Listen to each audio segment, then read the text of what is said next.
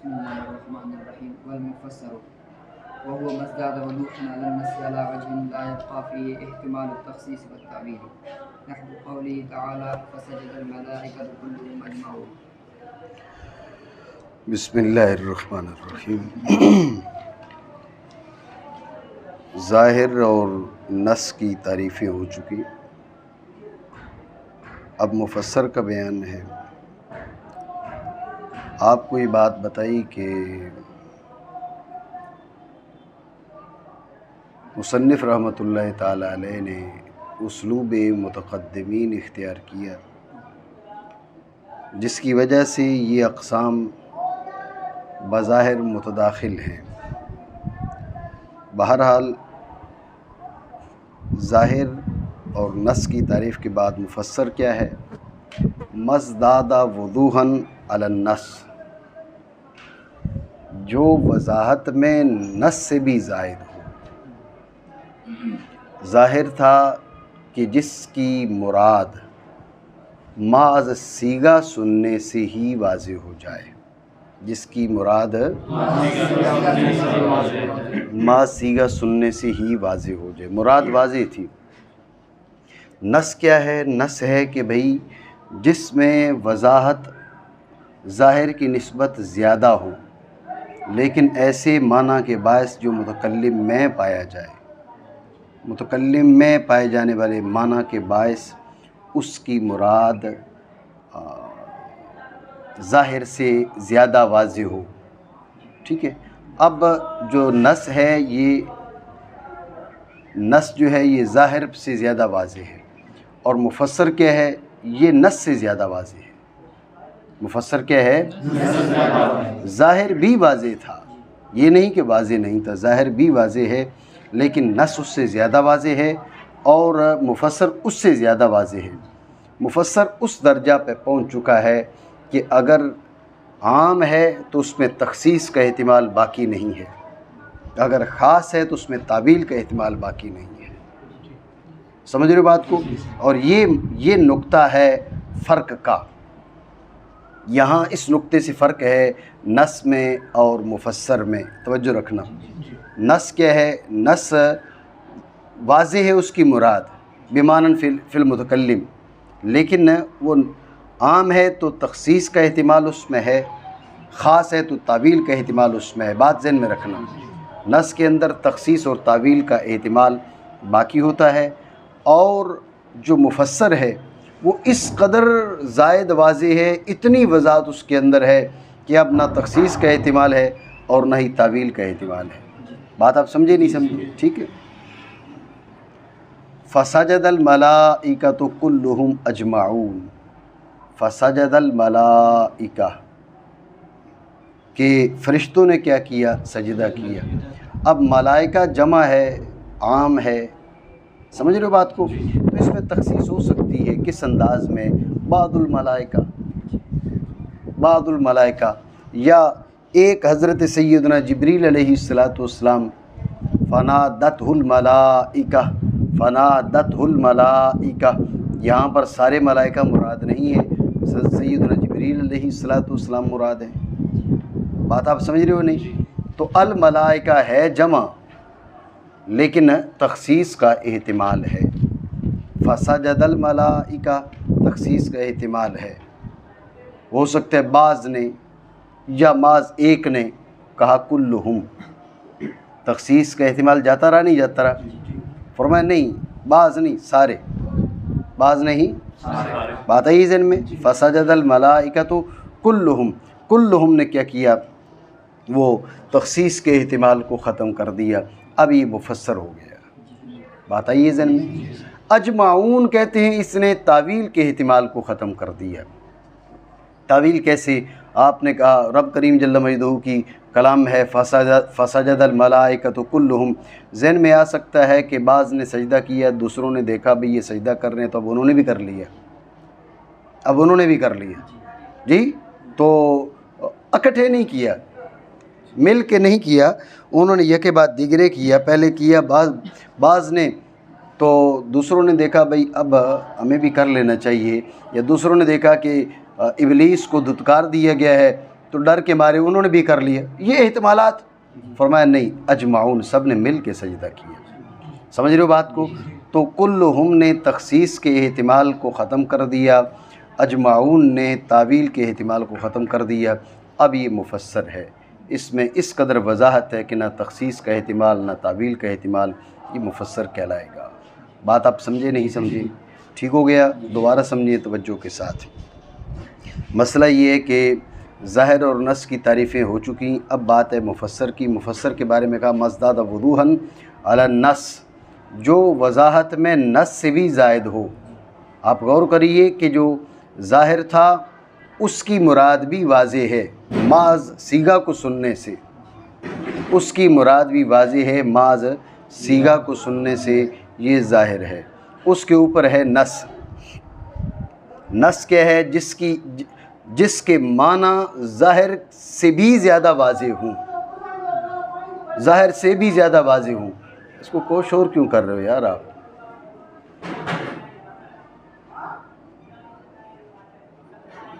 جلدی بول کے آ جاؤ آپ، ٹائم توجہ رکھیں۔ تو نص کیا ہے؟ نص وہ ہے کہ جس کے معنی ظاہر سے بھی زیادہ واضح ہوں، لیکن بے معنی فی المتکلم، متکلم کے اندر کوئی ایسی بات پائی جا رہی ہے جس کی وجہ سے اس کے معنی ظاہر پر بھی زیادہ واضح ہو گئے۔ بات سمجھے؟ ہم نے وہ بتایا تھا کہ سیق الکلام لاجلہ، اس کے لیے کلام کو چلایا گیا ہے۔ بات ہے یہ ذہن میں۔ اس کے بعد ہے آگے مفسر جس کی ابھی تعریف فرما رہے ہیں، مزداد وضوحاً علی النص، جو وضاحت میں نص پر بھی زائد ہو۔ ظاہر پر نص زائد، نص پر کیا ہے؟ مفسر زائد، نص پر مفسر زائد۔ اس کے اندر کیا ہے؟ وضاحت نص سے بھی زائد ہو۔ کس درجہ کی؟ ادھر تو کہا تھا بے معنی فی المتکلم، ہمیں پتہ چل جائے گا یہ نص ہے کہ اس نے اس مقصد کے لیے کلام چلائی ہے، تو ہمیں معلوم پڑ جائے گا کہ چونکہ یہ معنی ادا کرنے کے لیے اس نے گفتگو کی ہے، جس معنی کو ادا کرنے کے لیے گفتگو کی جاتی ہے اس کے ظہور کا لحاظ ضرور کیا جاتا ہے۔ کوئی اور بات سمجھ آئے یا نہ آئے، جس بات کو بتانے کے لیے گفتگو چلائی جاتی ہے متکلم خاص لحاظ کرتا ہے کہ یہ بات ضرور واضح ہونی چاہیے۔ سمجھ رہے ہو؟ اس لیے نص میں وضاحت ظاہر کی نسبت زیادہ ہے۔ تو جب نص میں یہ تھا کہ اس مقصد کے لیے کلام چلائی ہے، اس لیے وہ معنی تو بالکل واضح ہیں، تو مفسر میں اضافی وضاحت کہاں سے آ گئی؟ کہا مفسر میں اضافی وضاحت یوں آئے گی کہ درجہ تخصیص اور تعویل یہ بھی ختم ہو جائے گا۔ مفسر کب کہلائے گی کلام مفسر اس وقت کہلائے گی جب کہ تعویل اور تخصیص کا احتمال جاتا رہے۔ یہاں سے اشارہ ہے اس بات کی طرف کہ جو نص ہے وہ اس میں وضاحت ضرور ہے، لیکن تخصیص اور تعویل کا احتمال ہوتا ہے۔ عام ہے تو تخصیص، خاص ہے تو تعویل، برخلاف کس کے؟ مفسر کے۔ مفسر میں وضاحت اتنی بڑھ جاتی ہے کہ اس میں نہ تخصیص کا احتمال نہ تعویل کا احتمال۔ اس کی مثال دی فسجد الملائکۃ کلہم اجمعون، کہ سارے کے سارے فرشتوں نے سجدہ کیا۔ جب کا فسجد الملائکہ، بات واضح سی ہے، جمع ہے تو سارے فرشتوں نے سجدہ کیا، ظاہر تو یہی ہے۔ جب ظاہر یہی ہے، لیکن یہ ذہن میں آ سکتا ہے کہ ہو سکتا ہے یہ جمع ہے اور معرفہ ہے اور کلام مثبت میں ہے، اس سے بعض ملائکہ مراد ہوں، یہ سوچ بن سکتی ہے، یہ احتمال آ سکتا ہے۔ تو اس لیے کیا کہا؟ اب یہ احتمال تھا تخصیص کا، فرمایا کلہم، سب نے کیا سجدہ، سب نے سجدہ کیا۔ تو اب کیا ہو گیا؟ تخصیص کا احتمال جاتا رہا۔ لیکن پھر یہ احتمال تھا کہ بھئی کوئی یہ سوچے بھئی سب نے اکٹھے سجدہ نہیں کیا، بعض نے پہلے کیا اور بعض نے دوسروں کو دیکھ کر کیا۔ فرمایا نہیں، اجمعون سب نے اکٹھے کیا۔ کلہم سے تخصیص کا احتمال چلا گیا، اجمعون سے تعویل کا احتمال چلا گیا۔ سمجھو بات کو؟ تو اب کیا ہے؟ یہ مفسر ہے، نہ تخصیص کا احتمال نہ تعویل کا احتمال۔ بات آپ سمجھے نہیں؟ مانا کریں۔ مفسر ہے اور وہ لفظ ہے کہ واضح ہو، زائد ہو وضاحت میں، زائد ہو نص پر وضاحت میں، اوپر اس وجہ کے کہ نہ باقی رہے اس میں تخصیص اور تعویل کا احتمال۔ ذہن میں رکھیں، تخصیص اس وقت جب کہ وہ عام ہو، تعویل اس وقت جب کہ وہ خاص ہو، یہ بات ذہن میں رکھیں۔ تخصیص کا تعلق ہے مفسر عام کے ساتھ اور تعویل کا تعلق ہے مفسر خاص کے ساتھ، یہ بات آپ سمجھے نہیں؟ ٹھیک ہو گیا؟ آگے ہو نا، آج سے ٹیسٹ بھی شروع ہونے تھے، ایک دن لیٹ کر دیتے ہیں۔ تو جس میں تخصیص کا احتمال نہ ہو اور تعویل کا احتمال نہ ہو۔ تخصیص کیا ہے کہ جب عام مفسر عام ہو تو تخصیص کا احتمال اس میں نہ ہو، اور مفسر خاص ہو تو تعویل کا احتمال اس میں نہ ہو، یہ بات آپ سمجھے؟ ٹھیک ہو گیا؟ آگے مثال دی فسجد الملائکۃ کلھم اجمعون۔ ذہن میں رکھیں کہ آگے چل کے مثال جو دے رہے، آگے چل کے بات ہو رہی ہے محکم کی، سمجھ رہے ہو؟ آگے بات ہو رہی ہے محکم کی۔ تو محکم میں اور مفسر میں فرق یہ ہے کہ محکم میں نسخ کا احتمال نہیں اور مفسر میں نسخ کا احتمال باقی ہوتا ہے۔ توجہ ہے؟ کیا محکم میں نسخ کا احتمال نہیں رہتا برخلاف کس کے؟ مفسر کے۔ مفسر میں تعویل و تخصیص کا احتمال تو نہیں ہوتا، نص میں تعویل و تخصیص کا احتمال ہوتا ہے، ٹھیک ہے نا؟ تو مفسر میں تعویل و تخصیص کا احتمال نہیں ہوتا لیکن نسخ کا احتمال ہوتا ہے مفسر میں، برخلاف کس کے؟ برخلاف محکم کے۔ محکم میں نہ تعویل و تخصیص کا احتمال ہے اور نہ ہی نسخ کا احتمال ہے۔ اتنی بات آپ سمجھیں؟ توجہ ہے؟ تو جب یہ بات آپ کے ذہن میں آ گئی تو اعتراض یہ ہے کہ یہ جو مثال دی جا رہی ہے فسجد الملائکۃ کلھم اجمعون، فسجد الملائکۃ کلھم اجمعون، اس کو روکو۔ تو اعتراض یہ ہے کہ مفسر وہ ہے جس میں نسخ کا احتمال باقی ہے اور محکم وہ ہے کہ جس میں نسخ کا احتمال باقی نہیں۔ جو مثال پیش کی ہے فسجد الملائکۃ کلھم اجمعون، اس میں تو نسخ کا احتمال نہیں ہے، سمجھ رہے ہو بات کو؟ اس میں نسخ کا احتمال تو نہیں ہے، تو پھر یہ مفسر کی مثال تو نہ ہوئی، یہ تو محکم کی مثال ہوئی۔ اعتراض سمجھے نہیں؟ دوبارہ سمجھیں توجہ سے۔ مفسر اور محکم میں فرق یہ ہے کہ مفسر میں نسخ کا احتمال نہیں ہوتا برخلاف محکم کے، مفسر میں نسخ کا احتمال ہوتا ہے برخلاف محکم کے۔ محکم اس قدر قوت میں زائد ہو چکا ہوتا ہے کہ اس میں نسخ کا احتمال بھی باقی نہیں رہتا۔ تو یہ مفسر اور محکم کے بیچ فرق ہے۔ تو سوال یہ کہ کہا والمفسر، سوال یہ کہ مثال ہے مفسر کی اور مثال وہ دے رہے ہیں کہ جس میں نسخ کا احتمال نہیں ہے۔ فسجد الملائکۃ کلھم اجمعون، اس میں تو نسخ کا احتمال نہیں ہے، سمجھ رہے بات کو؟ تو یہ تو مثال مفسر کی نہ ہوئی، محکم کی ہوئی۔ اعتراض سمجھے؟ تو اس کا جواب یہ ہے کہ اس میں جو نسخ کا احتمال نہیں ہے اس کی وجہ اس کا خبر ہونا ہے، اس کا خبر ہونا ہے۔ خبر کوئی سی بھی ہے، آپ درجہ ظہور میں لیں، درجہ نص میں لیں، درجہ مفسر میں لیں یا درجہ محکم میں لیں، جو خبر ہے اس پہ نسخ وارد نہیں ہوتا، اخبار پہ نسخ وارد نہیں ہوتا، احکام پہ نسخ وارد ہوتا ہے، سمجھ رہے ہو بات کو؟ نسخ کی آگے چل کے تعریف بھی آئے گی کہ نسخ کیا ہے۔ نسخ یہ ہے کہ ایک ایسے حکم کی مدت کا بیان جو بظاہر اس مدت کے بیان سے مطلق تھا، حکم کی ایسی حکم کی مدت کا بیان یا اس کے حکم کے اختتام کی مدت کا بیان جو بظاہر اس مدت سے مطلق تھا، ہماری نظر میں وہ مطلق تھا، ہم یہ سمجھے تھے کہ یہ حکم ہمیشہ کے لیے ہے، لیکن ظاہر ہے عند اللہ وہ ہمیشہ کے لیے نہیں تھا، لیکن اس کی مدت ہمارے لیے ظاہر نہیں تھی۔ اس حکم کا اس اختتام میں مدت کا بیان کیا ہے؟ یہ نسخ ہے۔ توجہ رکھیں، نسخ ہے ہی حکم کے اختتام کی مدت کا بیان، حکم کے اختتام کی مدت کا بیان۔ تو اب نسخ کا تعلق ہی کس سے ہے؟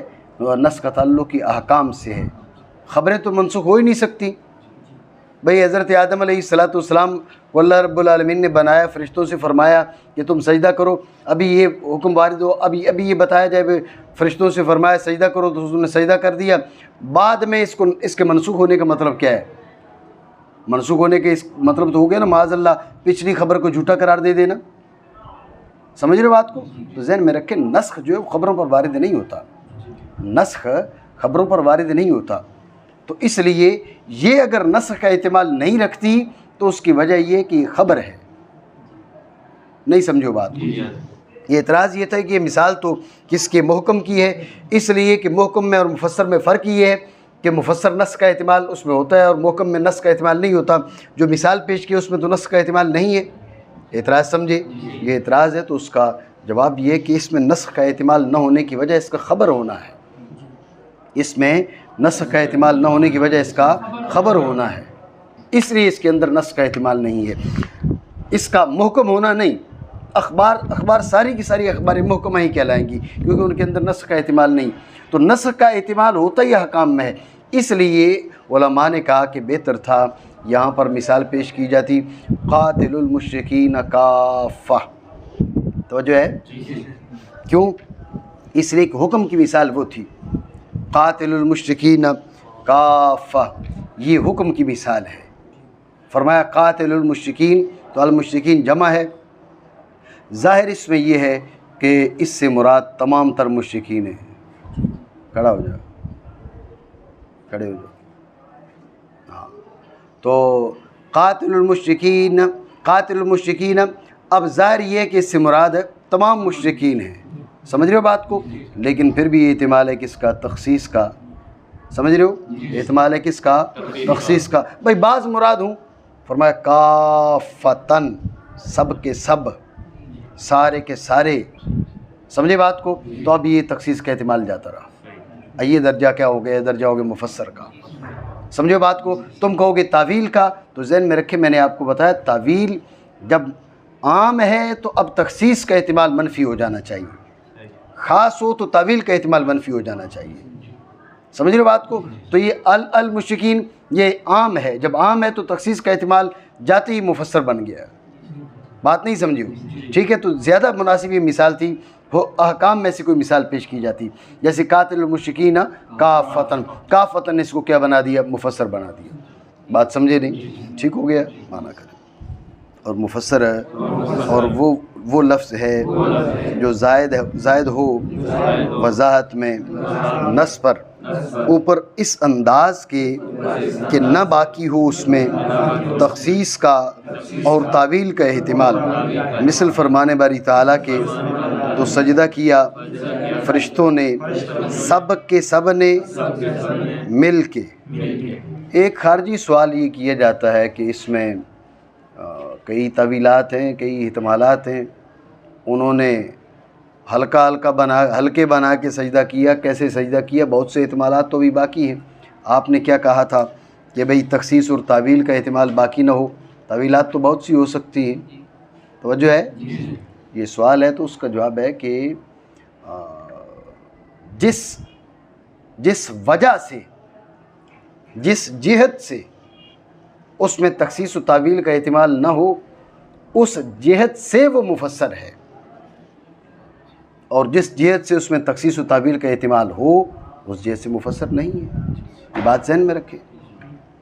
آپ نے جب یہ کہا کہ سمیت زیدن، میں نے زید کو سنا، تو اس میں کئی احتمالات ہیں. کل سنا، آج سنا، صبح سنا، ایک بار سنا، کئی بار سنا. سمجھے بات کو؟ قریب سے سنا، دور سے سنا، اس کی اچھی بات سنی، بری بات سنی، کیا سنا اس کی زبان سے. بات سمجھ رہے ہو نہیں؟ تو احتمالات تو بہت سے مختلف وجہ، مختلف جہات سے اس میں احتمالات نکلتے ہیں. تو اگر مفسر ہونے کے لیے یہ شرط قرار دیا جائے کہ کسی بھی جہت سے اس میں کوئی احتمال باقی نہ رہے، پھر تو مفسر بن ہی نہیں سکتا. جس جہت سے اس میں احتمال نہیں ہے اس جہت سے مفسر ہے. سمجھ رہے بات کو؟ ہاں جس جہت میں احتمال ہے اس لحاظ سے وہ مفسر نہیں ہے.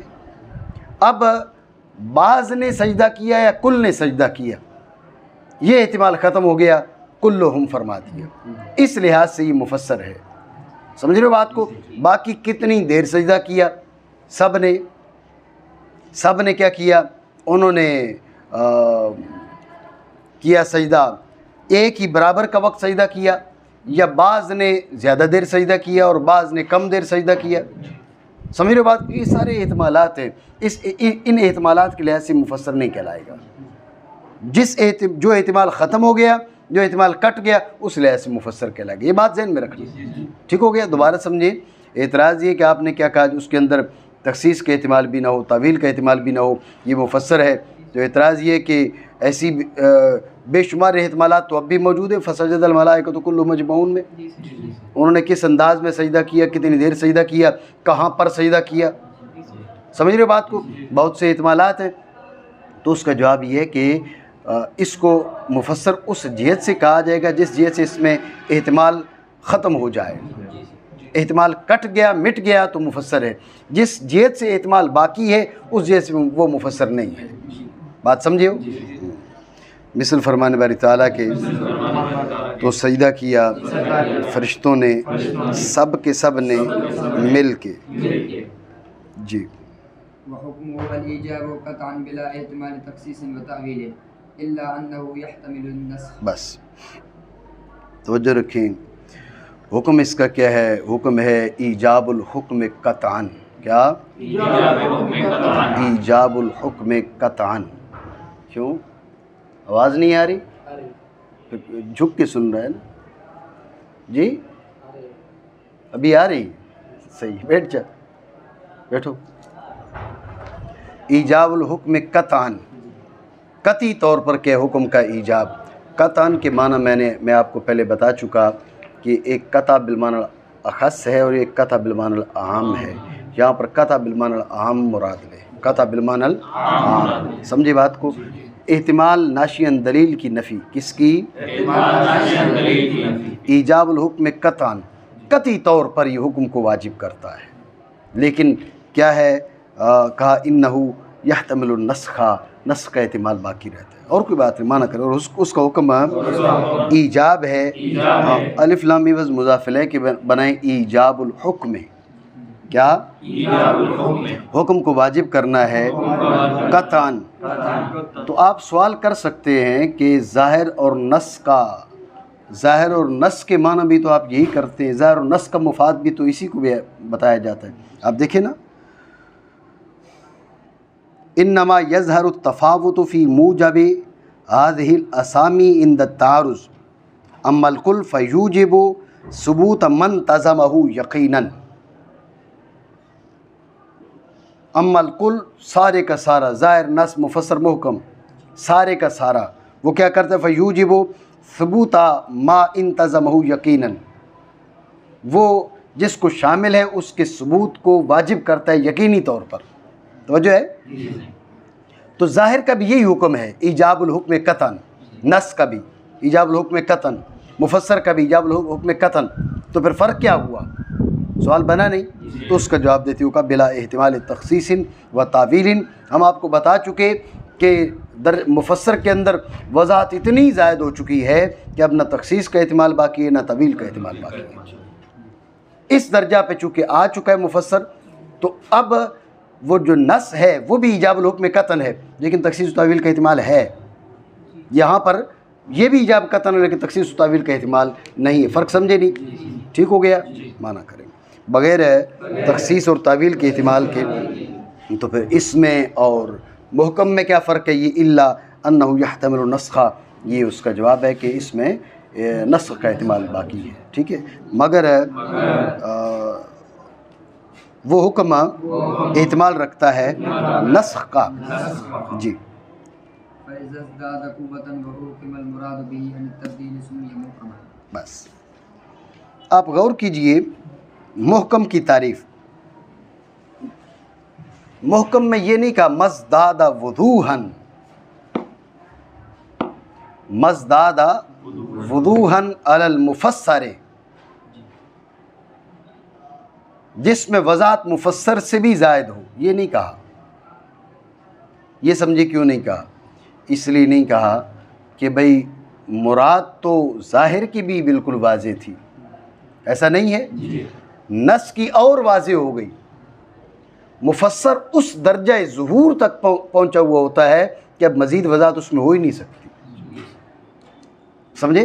تو اس لیے مفسر سے زائد کوئی واضح نہیں ہے، مفسر پر اور وضاحت کا اضافہ نہیں ہو سکتا. اس لیے محکم کی تعریف میں یہ نہیں کہا کہ مزداد وضوحاً علی المفسر، جس میں وضاحت مفسر سے بھی زائد ہو. تو پھر مفسر اور محکم میں فرق ہے. کہا فرق ہے، مفسر بھی وضاحت کے بالائی درجے پر ہے اور محکم بھی وضاحت کے بالائی درجے پر ہے. ان دونوں میں فرق ہے قوت میں. ان دونوں میں فرق کس میں ہے؟ قوت میں. مفسر بھی انتہائی واضح، محکم بھی انتہائی واضح.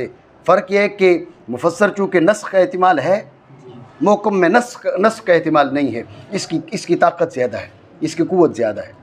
بات سمجھے ہو نہیں؟ ٹھیک ہو گیا؟ دوبارہ سمجھیں توجہ سے. مصنف رحمہ اللہ تعالیٰ نے محکم کی تعریف کرتے ہوئے کہا اذا ازداد قوتا واحکم المراد به یعنی تبدیل سمی محکما، کہ جب اس کی وہ جو کلام ہے وہ قوت میں، کون ہے سوچ لے، اچھا دے دے، بھول جاتے ہیں نا جی.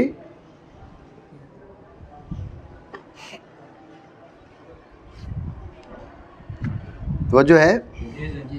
تو جس کی قوت کیا ہے وہ مفسر سے بھی بڑھ گئی، اور تبدیل سے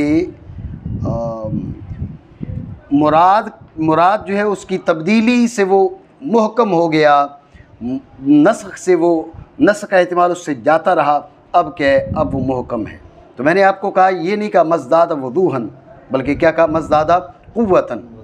مزداد وضوحاً نہ کہنے کی وجہ کیا ہے کہ جو ظاہر ہے واضح وہ بھی تھا، نص اور زیادہ واضح، مفسر اور زیادہ واضح. مفسر میں اتنی وضاحت تھی کہ اب اس کے اندر نہ تخصیص کا احتمال نہ تعویل کا احتمال. اب اس سے اوپر کیا وضاحت ہو سکتی ہے؟ اس سے اوپر کوئی وضاحت نہیں ہے. اس لیے یہ فرمایا کہ بھئی مزداد قوتاً، یعنی مفسر میں اور محکم میں جو فرق ہے وہ وضاحت کے لحاظ سے نہیں ہے. مفسر اور محکم میں جو فرق ہے وہ قوت کے لحاظ سے ہے. وضاحت میں وہ دونوں ظہور کے عالی درجہ میں پر فائز ہیں، مفسر بھی اور محکم بھی. فرق یہ ہے کہ جو مفسر ہے اس میں نسخ کا احتمال ہے اور محکم میں نسخ کا احتمال نہیں ہے. اس کی قوت زیادہ ہے، طاقت زیادہ ہے. اس لیے کہا کہ مزداد قوتاً علی المفسر، جو مفسر پر قوت میں زائد ہو. وحکم المراد به یعنی تبدیل سے جو مراد ہے اس کی تبدیلی سے وہ محکم ہو چکا ہو، اس سے وہ منزہ ہو چکا ہو. اب تبدیلی نہیں ہو سکتی اس میں. تبدیل سے مراد نسخ ہے. سمجھ رہے بات کو؟ مانا کریں. تو جب زائد ہو جائے قوت میں اور محکم ہو جائے، اس سے مراد تبدیلی سے نام رکھا جائے گا محکم. ہاں تو یہاں پر بھی آپ اعتراض کر سکتے ہیں کہ محکم کی تعریف میں احکمہ، محکم کی تعریف میں احکمہ اخذ المحدود فی الحد. تو جو سوالات جو جوابات ہم پہلے دیتے ہیں وہ جواب یہاں پر بھی بنے گا کہ جو معرف ہے وہ محکم اصطلاحی ہے اور تعریف کے اندر جو احکمہ آیا ہے اسے احکام لغوی ہے. بات آپ سمجھے نہیں سمجھے؟ ٹھیک ہو گیا. ذہن میں رکھیے گا یہاں پر کہ مفسر اور محکم میں جو فرق ہے وہ حضور سید عالم صلی اللہ تعالیٰ علیہ وسلم کی حیات مبارکہ میں واضح ہوتا تھا، اس دور میں پایا جاتا تھا. آپ علیہ الصلوۃ والسلام کی حیات ظاہریہ میں. سمجھ رہے ہو بات کو؟ انبیاء کرام علی نبینا علیہم الصلوۃ والسلام تو اپنی قبروں میں بھی زندہ ہیں، حیات حقیقیہ ان کو حاصل ہے. سمجھ رہے ہو نا بات کو؟ ہاں یہ بات ذہن میں رکھیں. تو مطلب حیات ظاہریہ میں آپ علیہ الصلوۃ والسلام کی حیات ظاہریہ کے اندر ان میں فرق واضح ہوتا تھا، فرق پایا جاتا تھا.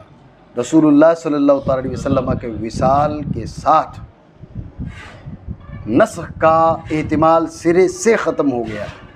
اب نسخ نہیں ہو سکتا. سمجھ رہے بات کو؟ نسخ یا تو قرآن ناسخ ہوگا حدیث کا، یا حدیث ناسخ ہوگی قرآن کی.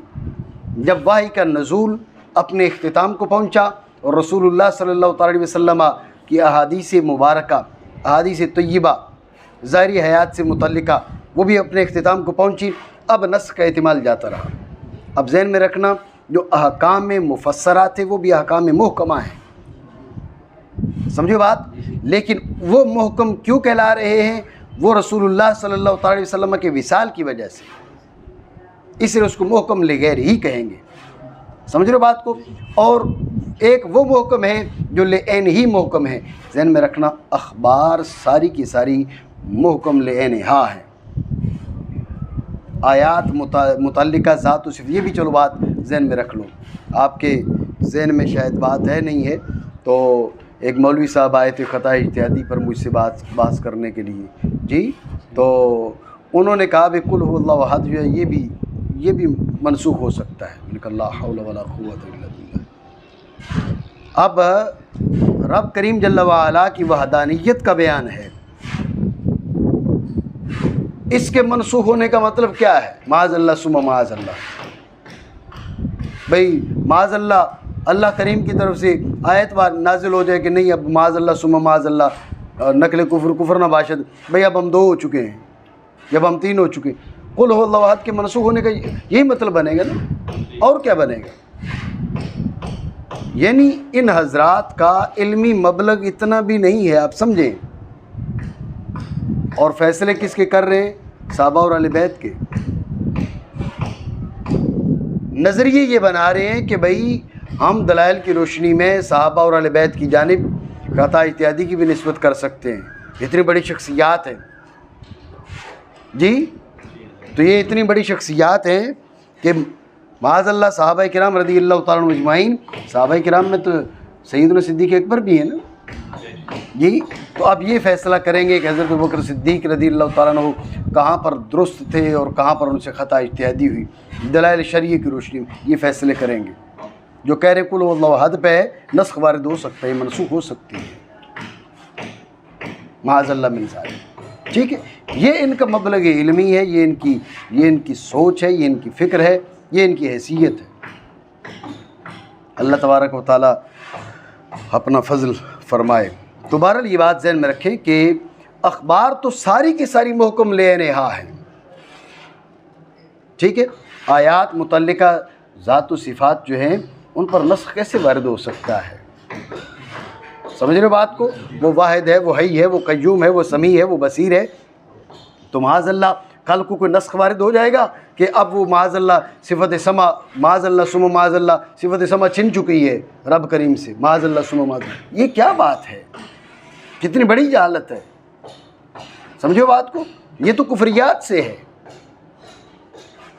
اور بحث کر رہے ہیں جی نبیوں سے بھی اجتہادی خطا ہو سکتی ہے, معاذ اللہ من ذالک. نبیوں سے بھی اجتہادی خطا ہو سکتی ہے. اپنی علمی اوقات دیکھی جائے اور زبان دیکھی جائے کہاں تک پہنچ رہی ہے.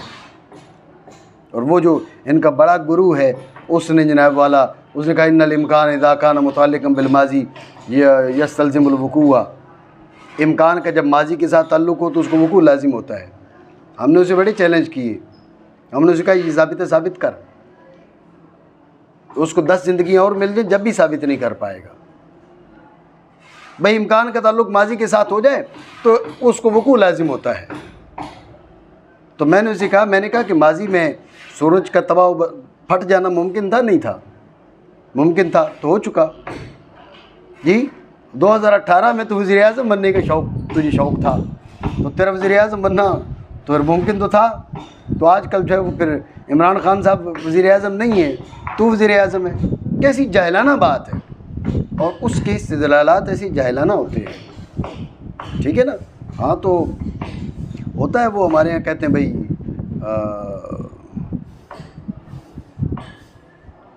کہاوت ایک بولی جاتی ہے بھئی خسریں دے گھر پتر جمع تو نہ چم چم مار سٹیا. ٹھیک ہے نا. تو اب یہ 4 بندوں سے 4 جاہلوں کے بیچ جو ہے نا, یہ ان کی نسبت تھوڑا ان کو بہتر محسوس ہوا تو انہوں نے جناب والا اس کو امام اور پتہ نہیں کیا بلا بنا دیا. ٹھیک ہے نا. حالانکہ علمی لحاظ سے اس شخص کی کوئی اوقات نہیں ہے, یہ ایک حقیقت ہے. علمی لحاظ سے شخص کی کوئی اوقات نہیں ہے. آپ نے سنا نہیں ہے اس کو, آپ اس کو سنیں کیسی گھٹیا اور کیسی کچی باتیں کرتا ہے. ابھی نئی جو اس نے پخ ماری ہے کہ جو ہے نا وہ حضور سید عالم صلی اللہ تعالیٰ علیہ وسلم نے، آپ نے سنی ابھی جو ویڈیو میں نے بنائی تھی، یہ سید عالم صلی اللہ تعالیٰ علیہ وسلم نے سیدہ پاک رضی اللہ عنہا کی جانب ذنوب کی نسبت کی، تو پھر ہم کریں تو کیا اس میں؟ تو کون سا دروازہ کھول رہے جاہل انسان؟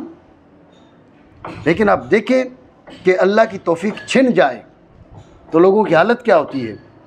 اس کے باوجود لوگ ہم کو گالی دے رہے ہیں جن سے توفیق چھن گئی ہے۔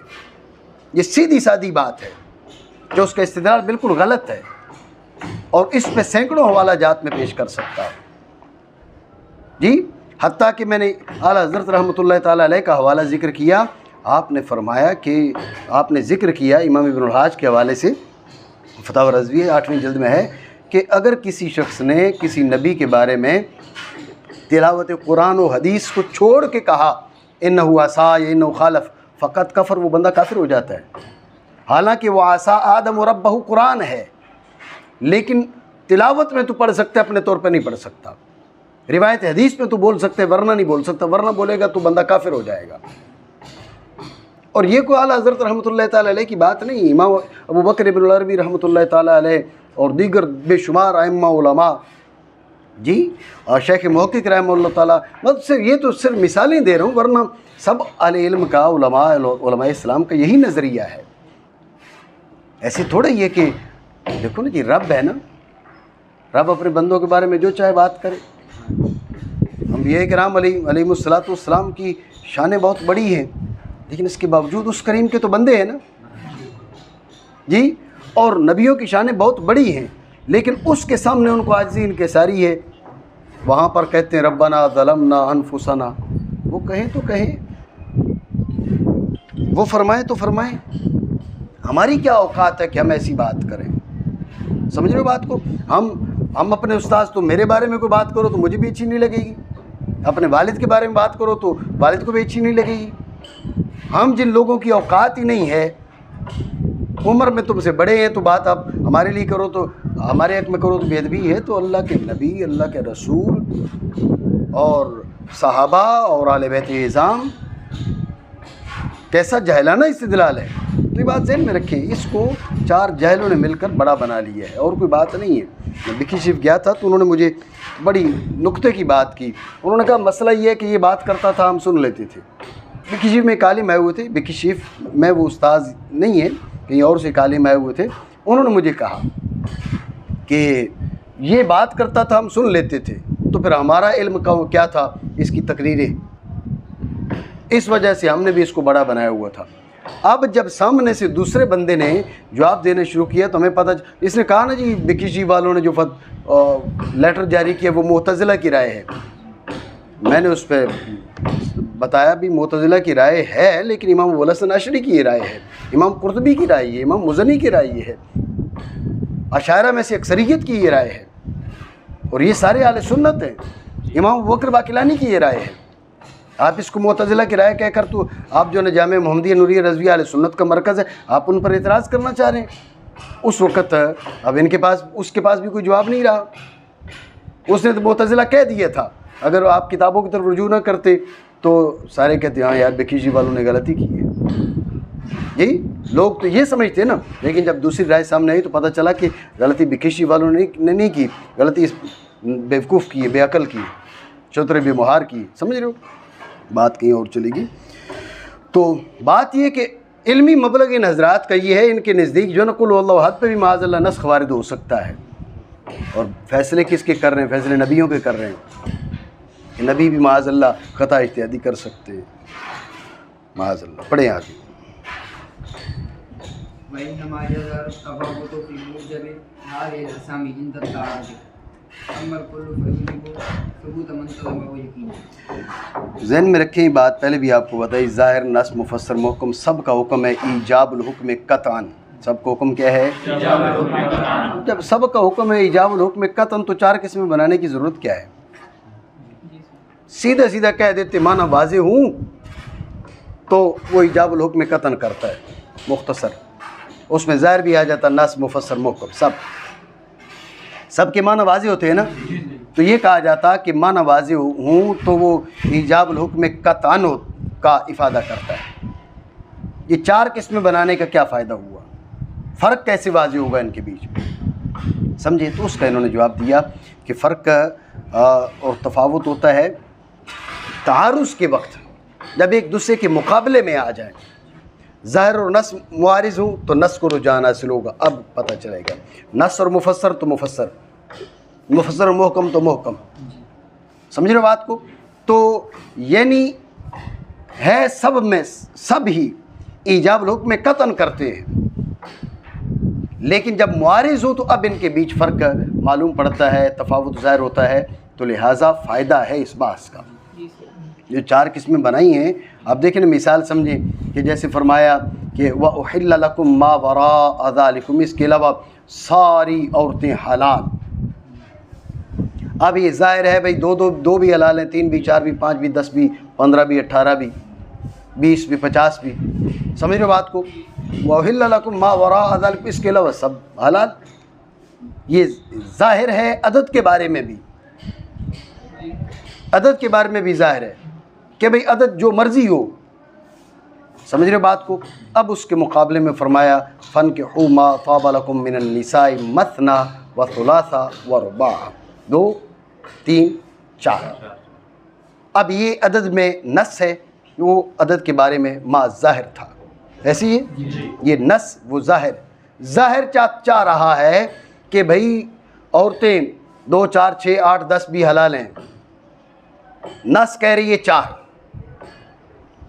زائد نہیں، کیونکہ فروج میں اصل حرمت ہے، منع ہے، قید ہے، میں نے پہلے آپ کو بتایا، ٹھیک ہے؟ تو جس قدر اجازت ہے تو وہی 4، رباع پہ بات ختم، تو نص کہہ رہی ہے 4 تک، ظاہر کہہ رہا ہے کہ جتنی بھی ہوں، تو اب یہ تعارض ہوا، نص کو رجحان ہے 4 سے زیادہ شادیاں نہیں کر سکتا ایک وقت میں مرد، نہیں سمجھو؟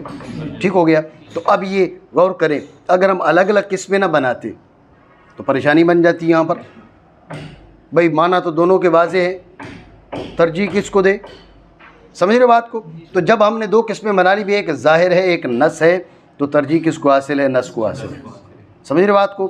اور نص اور مفسر کی مثال دی جاتی ہے کہ مستحاضہ کے بارے میں آپ علیہ الصلوۃ والسلام نے ایک روایت میں ہے کہ عند کل صلاۃ، وہ وضو کرے ہر نماز کے وقت، ہر نماز کے وقت۔ اس سے ظاہر یہ کہ ہر نماز کا وقت آئے تو، یعنی ظہر کے لیے وضو کرے، عصر کے لیے وضو کرے، مغرب کے لیے وضو کرے، عشاء کے لیے وضو کرے، فجر کے لیے وضو کرے۔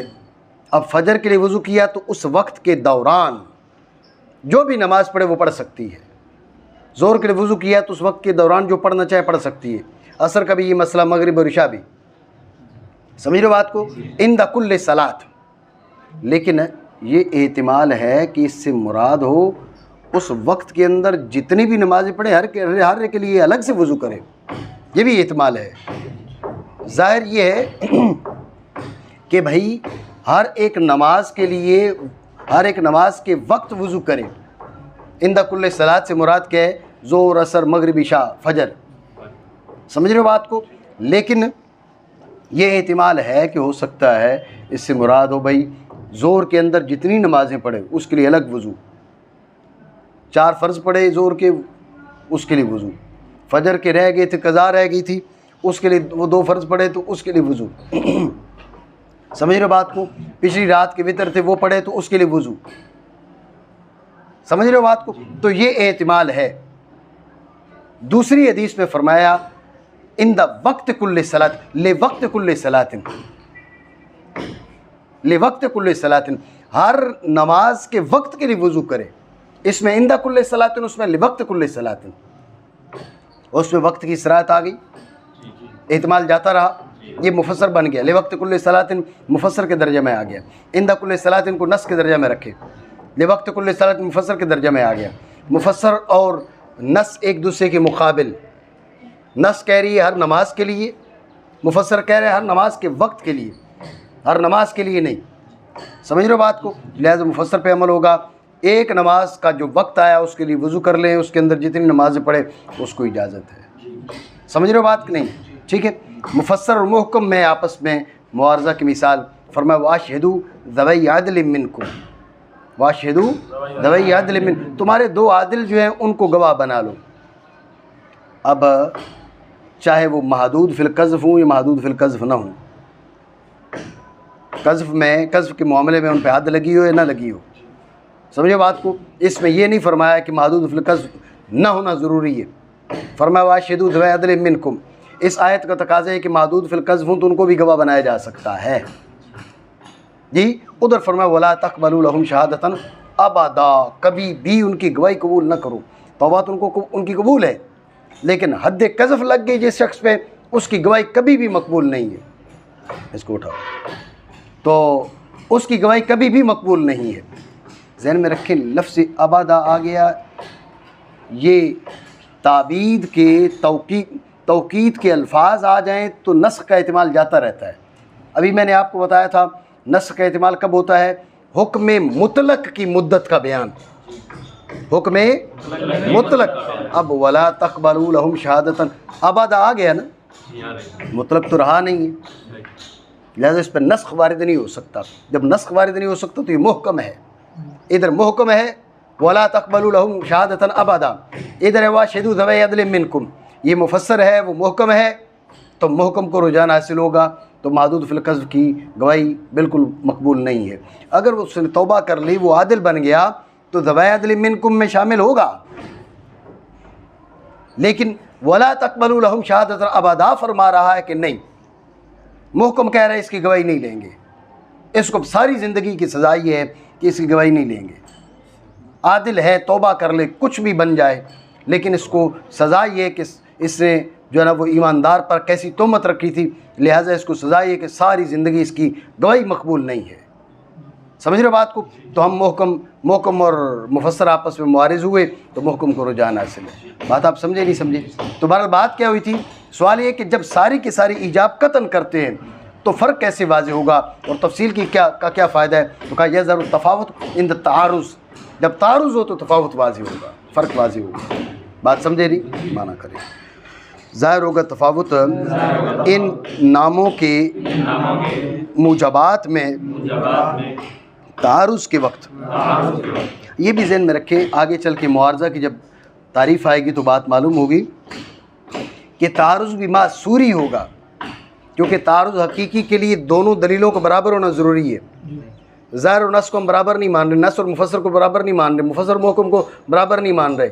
جب برابر نہیں ہے تو تعارض حقیقی نہیں ہے, معصوری ہے. سمجھ رہے ہو بات کو؟ بہرحال تمام اقسام تو واجب کرتی ہیں اس کے ثبوت کا جس کو شامل ہو یقینی طور پر.